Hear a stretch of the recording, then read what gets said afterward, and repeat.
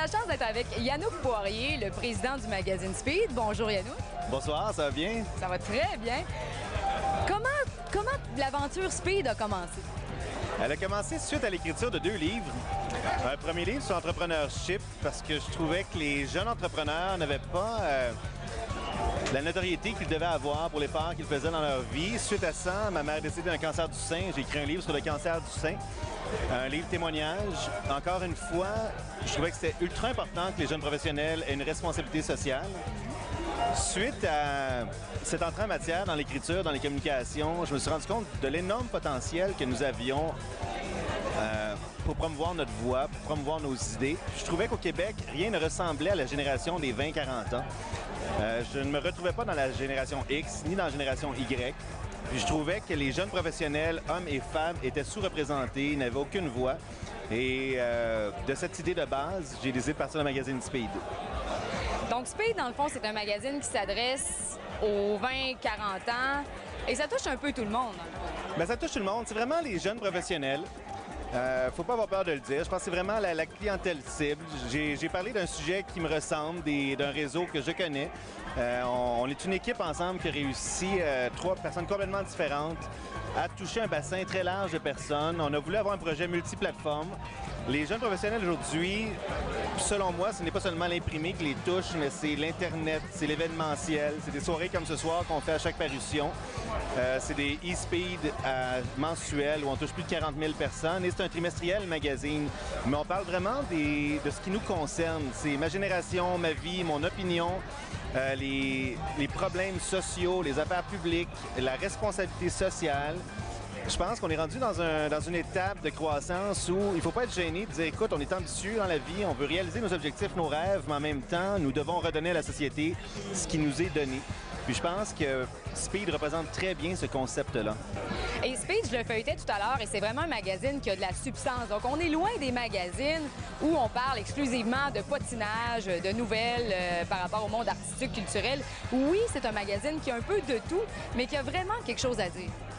Bien absolument. Puis on donne la voix, on donne la parole à notre génération. On veut qu'une campagne de relations publiques pour les jeunes professionnels. C'est vraiment ça notre objectif de base. On veut laisser parler les idées, les valeurs, les changements sociaux.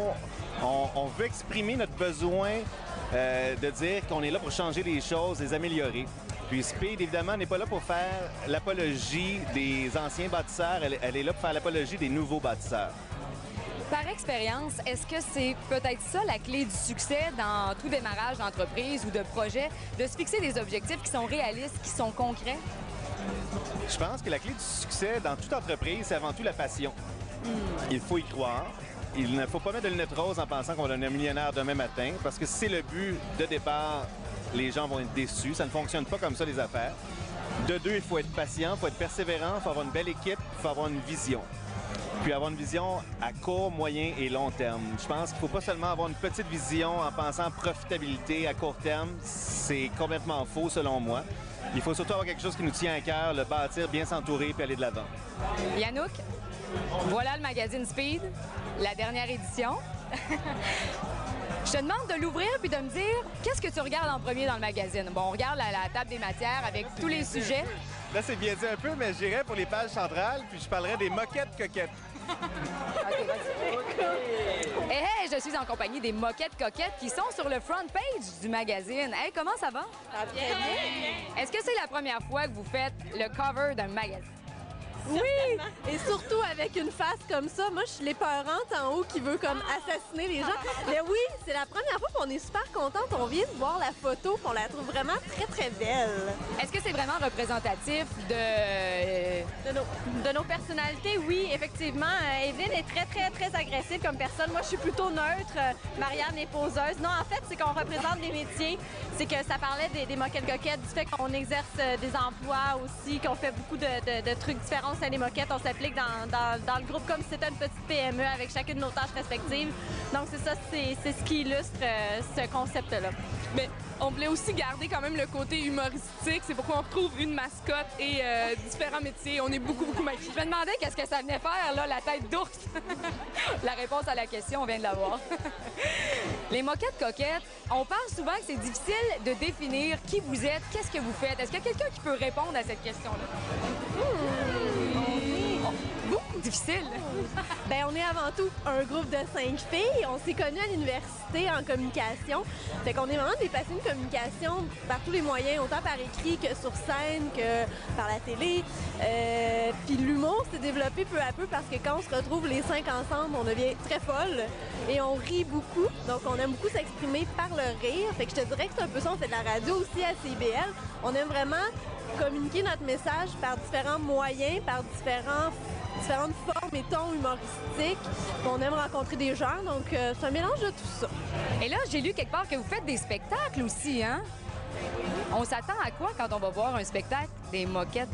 Bien, c'est un mélange de sketchs humoristiques. Également, on chante, on fait des parodies musicales et on aborde plusieurs sujets, que ce soit des sujets qui sont un peu plus engagés comme le mariage gay ou les enfants qui vont en garderie, autant de l'humour absurde, niaiseux. Alors, on a vraiment tous les types d'humour au cours de la même heure et demie.